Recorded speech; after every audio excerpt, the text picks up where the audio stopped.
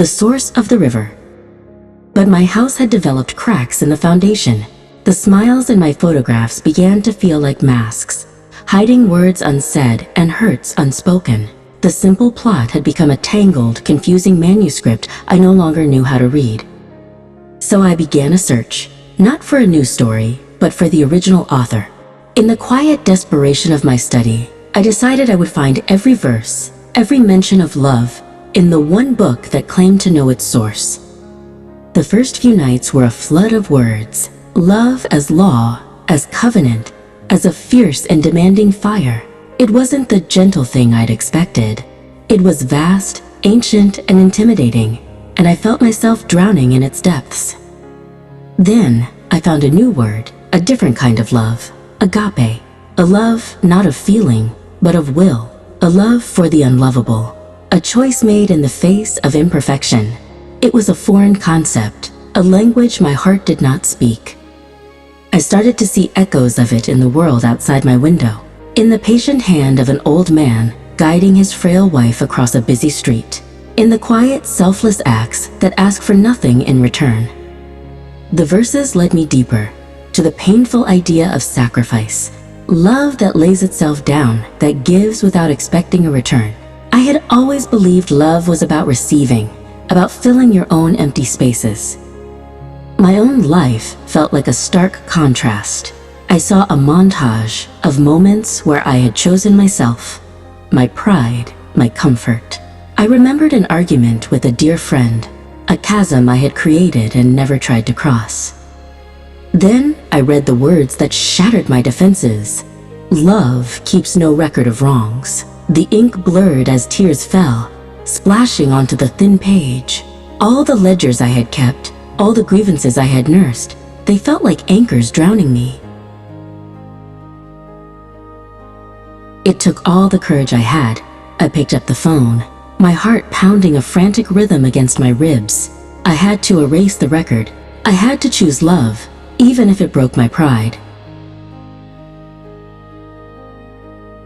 The words were clumsy, a halting apology years overdue. And on the other end of the line, after a long, heavy silence, there was not anger, but a soft, quiet sigh of grace. A weight I didn't know I was carrying simply dissolved. Forgiveness wasn't just for the forgiven. It was freedom for the forgiver. The air in the room felt different, lighter. The shadows seemed less menacing. I kept reading, and the verses began to converge on a single blinding point. The parables, the letters, the prophecies, they all pointed to a love so profound it would sacrifice everything. A love that was not a human invention. It wasn't a rule book, it was a portrait. The story of a love that didn't originate in human hearts. We weren't the source of the river. We were standing in its current, invited to drink.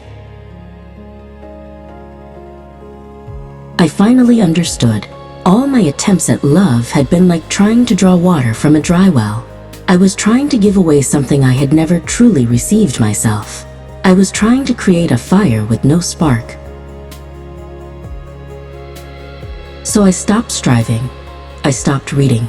And in the sacred quiet of my study, with tears of surrender, not sorrow, I simply asked to be filled by the source of the river. A current of warmth flowed through me. It was not a thunderclap, but a sunrise. A slow, steady dawn breaking within my own soul, chasing away the long night. I picked up the old photograph from my desk. I no longer saw a failed story.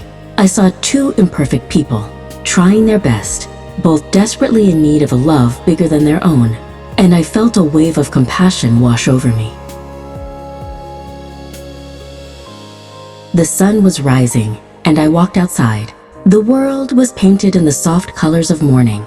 Every face I passed was not a stranger, but a reflection of the same divine spark, another soul thirsting for the same river.